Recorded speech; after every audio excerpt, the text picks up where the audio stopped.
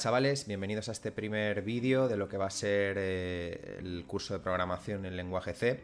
El primer bloque va a ser eminentemente teórico. Voy a intentar dar unas pinceladas de lo que viene a ser la resolución de un problema utilizando un sistema informático, ¿vale? Que vendría a ser el algoritmo. Luego vamos a ver los distintos lenguajes de programación que hay. Nos meteremos un poco con fundamentación de la programación en lenguaje C. Veremos lo que es el ciclo de vida de un software, es decir, las distintas fases que hay en el desarrollo. Luego describiremos lo que son los conceptos de programación modular y programación estructurada. Y finalmente veremos una representación gráfica de algoritmos.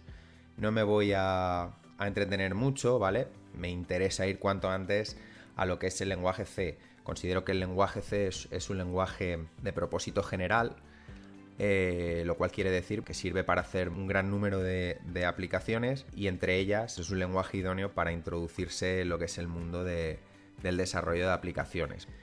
A ver, la definición de algoritmo, un algoritmo es un método, ¿vale? O sea, es decir, es un conjunto de pasos que tienen que ser ordenados, es decir, siempre tienen que realizarse en el mismo orden y no pueden ser ambiguos.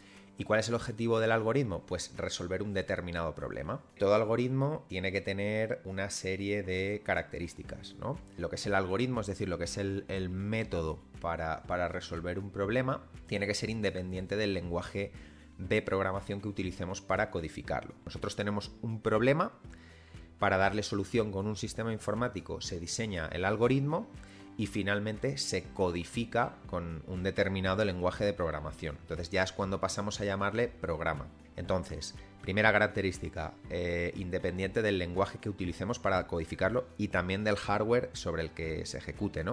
O sea, es decir, a nosotros nos da igual que se vaya a ejecutar en un móvil que en un PC de escritorio que en una tablet, ¿vale? Eso a la hora de diseñar el algoritmo no nos preocupa. Para diseñar el algoritmo no pensamos ni en el sistema operativo ni en el hardware sobre el que va a correr. Si no hay un buen algoritmo, no puede haber un buen programa, ¿vale? Esto es como si no hay un buen guión, no puede haber una buena película jamás. Pues esto es lo mismo, ¿vale? Hay que centrarse en realizar un buen algoritmo que no tenga fallos o que tenga los menos fallos posibles en lugar de pensar en cómo va a ser el programa final. Luego tiene que ser finito, evidentemente. Si queremos darle solución finita a un problema, pues tenemos que seguir un número de pasos finito, ¿no? O sea, es decir, no podemos tener un algoritmo que nunca acabe. No puede ser ambiguo, ¿vale? Es decir, hay una premisa muy importante, que es que mientras que las condiciones de un problema no cambien, el resultado siempre tiene que ser el mismo. Si siempre sumamos 2 más 2, siempre tiene que dar 4. No puede dar una vez 6 y otra vez 16. Y por último, todo algoritmo tiene una entrada de datos, que sería pues como la materia prima. Con esa materia prima, los datos se tienen que procesar para arrojar un resultado, es decir, para dar una salida. Ejemplos de algoritmos. Imaginaros una receta de cocina. ¿Qué es una receta de cocina? Pues una receta de cocina es un conjunto ordenado y concreto de pasos, lo que vendría a ser el algoritmo. ¿Y para qué se usa? Pues para elaborar un determinado plato, ¿vale? Que vendría a ser lo que es la resolución del problema. Y esto tiene que ser independiente de en qué idioma esté escrita la receta. Da igual que esté en español, da igual que esté en inglés, da igual que esté en chino. Es decir, independientemente de la codificación, los pasos que vamos a seguir para elaborar el plato van a ser siempre los mismos. Otro ejemplo de algoritmo, pues imaginemos un individuo que acude a su banco a pedir un crédito. ¿Cuál sería el algoritmo, a grandes rasgos, que utilizaría el programa bancario, ¿no? Por decirlo así. O sea, ¿cuál sería el algoritmo que se ha utilizado para desarrollar el programa bancario? Pues a grandes rasgos vendría a ser, pues bueno, primeramente habría que iniciar el sistema, o sea, es decir, meterse en la sección para conceder créditos. Segundo, como hemos dicho que el individuo es cliente del banco, habría que acceder a su ficha. ¿Para qué? Pues para consultar su parte, por decirlo así, económica, ¿no? O sea, es decir, ver si el individuo es solvente. Entonces, en caso de que fuera solvente, se le concedería el crédito. Si no lo fuera, pues se le negaría. Y finalmente pues termina el algoritmo. Todo algoritmo, ¿vale? Tiene que empezar con un inicio y con un fin. Esto es como el orden lógico, ¿no? La secuencia lógica de un programa. Siempre hay que indicar inicio y fin. Y entre medias los pasos que tenemos que desarrollar. Por ejemplo, otro ejemplo de algoritmo, pues este más sencillito. Para sumar dos números, iniciamos el algoritmo. El sistema nos pediría el primer número. llamémosle A. Luego el sistema nos pediría el segundo número, el número B. Luego habría que procesar esos datos, ¿ves? A y B en este caso es lo que hablábamos antes, serían los datos de entrada. En el paso 4 el programa procesaría esos datos de entrada, es decir, haría A más B, que es lo que se le pide al algoritmo.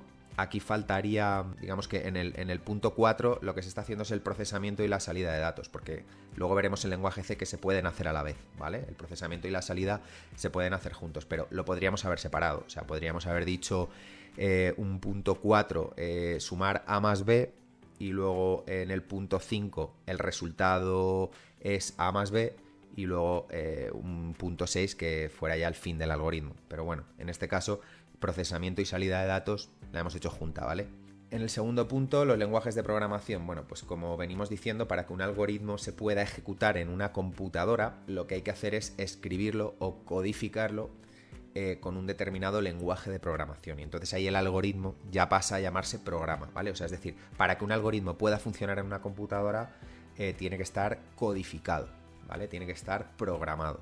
Vamos a hacer un poco de historia de los principales lenguajes de programación. Yo los he clasificado en función un poco de su cronología también. Tenemos los lenguajes máquina, el lenguaje máquina, que es un lenguaje donde prácticamente escribimos o el programador tiene que codificar secuencias binarias, es decir, prácticamente ceros y unos, ¿no? El lenguaje máquina es directamente procesable, ¿vale? Porque los procesadores lo único que interpretan son secuencias binarias, de cero, es decir, secuencias de ceros y unos. Esto hace que al ser directamente el lenguaje que habla el procesador, la ejecución es inmediata. ¿Qué desventajas puede tener? Pues que cada procesador, cada hardware, ¿no?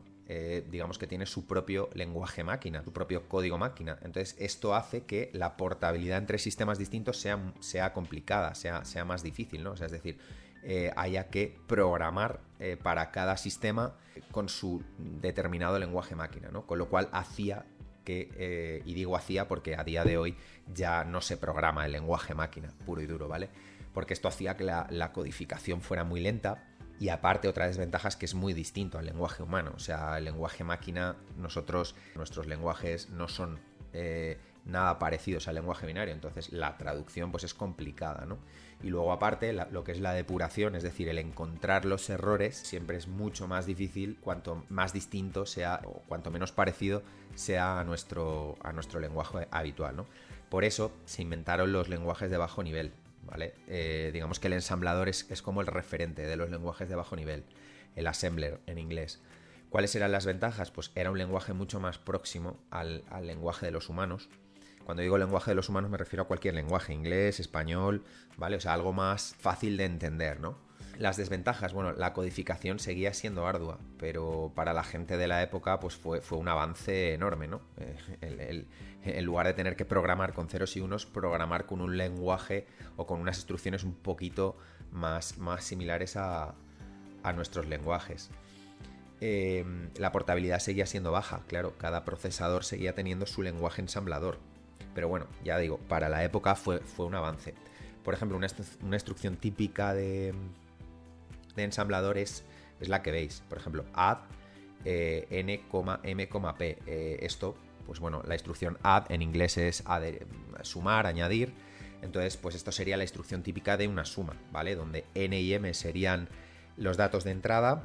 Se haría la suma, o sea, el procesador ya sabría que tendría que hacer la suma de estos dos datos de entrada y acumularlo en otra variable. Es que no quiero todavía empezar a hablar de variables y tal, pero bueno, para que os hagáis una idea, cuando el procesador ve esta instrucción add nmp, ¿qué hace? Pues sabe que tiene que reservar en memoria espacio para tres variables, ¿no? Que serían n, m y p.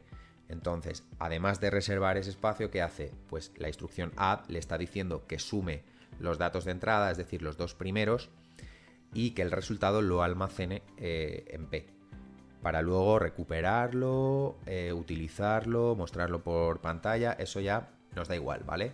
Pero quedaros con eso, quedaros con que cada instrucción hace que el procesador la interprete de una determinada manera. En este caso, reservando espacio en memoria, haciendo la suma y almacenándolo. Entonces, bueno, pues resumiendo un poco, en ensamblador cuando nosotros programábamos, lo que hacíamos era generar un archivo que se llama, esto no es solamente propio del ensamblador, es propiedad de todos los lenguajes de programación. Digamos que cuando nosotros programamos en el lenguaje que sea, hay que guardar eso en un archivo, ¿vale? Y ese archivo se llama código fuente o programa fuente. Luego, en el caso del ensamblador, hay un programa, que es el assembler, el programa traductor, que lo que hace es convertir ese código fuente a código objeto, que se llama, que es otro archivo en lo que llamamos lenguaje máquina, ¿vale? Es decir, un lenguaje que ya entiende directamente el procesador. Y para finalizar, pues los últimos que se desarrollaron fueron los lenguajes de alto nivel, que a día de hoy son los más utilizados. ¿Cuáles son las ventajas? Pues que la codificación, es decir, la transcripción, la creación del programa fuente es muy próxima al lenguaje humano. Con lo cual, pues la depuración, es decir, el encontrar los errores, se hace mucho más fácil y sobre todo que son portables, es decir, los lenguajes de alto nivel son independientes del hardware que utilicemos. Hay determinados lenguajes de alto nivel como Java que directamente tú puedes programar en Windows, por ejemplo, y llevarte el programa a otro sistema operativo, a Mac o a Linux, y otros que a lo mejor requieren unos pequeños retoques, unos pequeños cambios para llevarlo de un sistema a otro, pero vamos, en comparación con los lenguajes de bajo nivel o con el lenguaje máquina, no hay color. Vamos, al programador le facilita muchísimo la tarea. ¿Cuál es la desventaja? Pues bueno, ocupa más recursos, claro está, más memoria, más disco y sobre todo que el tiempo de ejecución es mayor. Daros cuenta que, por ejemplo, si nosotros utilizamos el lenguaje C o el Pascal o da igual o Java o cualquier lenguaje de alto nivel, nosotros programamos, es decir, nuestro programa fuente, nosotros escribimos el código fuente y luego viene un programa que se llama compilador o intérprete, y ahora veremos la diferencia, que es el programa traductor, es decir, el que se encarga de generar el archivo con código objeto, que ya estaría directamente el lenguaje máquina interpretable por el procesador. ¿Cuál es la diferencia? Si os dais cuenta, el programa traductor he puesto intérprete o compilador.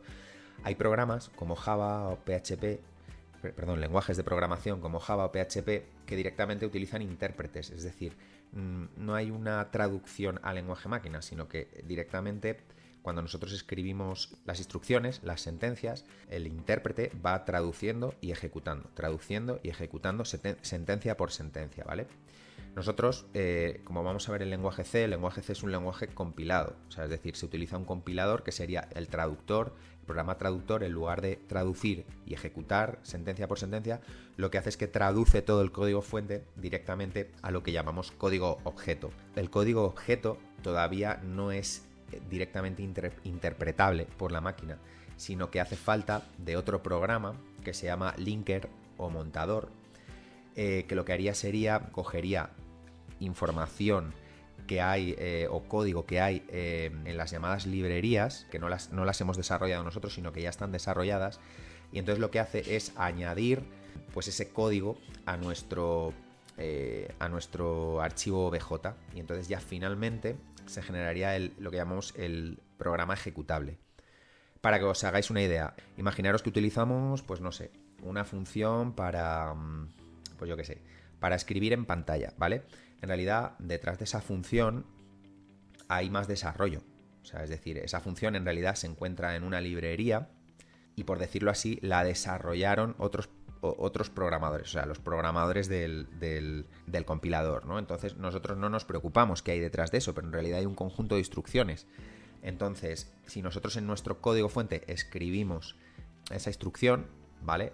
Pues cuando ya se ha generado el código objeto, ¿qué hace el linker? El linker encuentra esa función que no la hemos escrito nosotros, entonces va a buscarla, coge ese código, lo pega en nuestro código objeto y genera el ejecutable. Bueno, no me quiero enrollar, ya lo iremos viendo poco a poco, pero para que os hagáis una idea, esas son las fases, ¿no? de la compilación.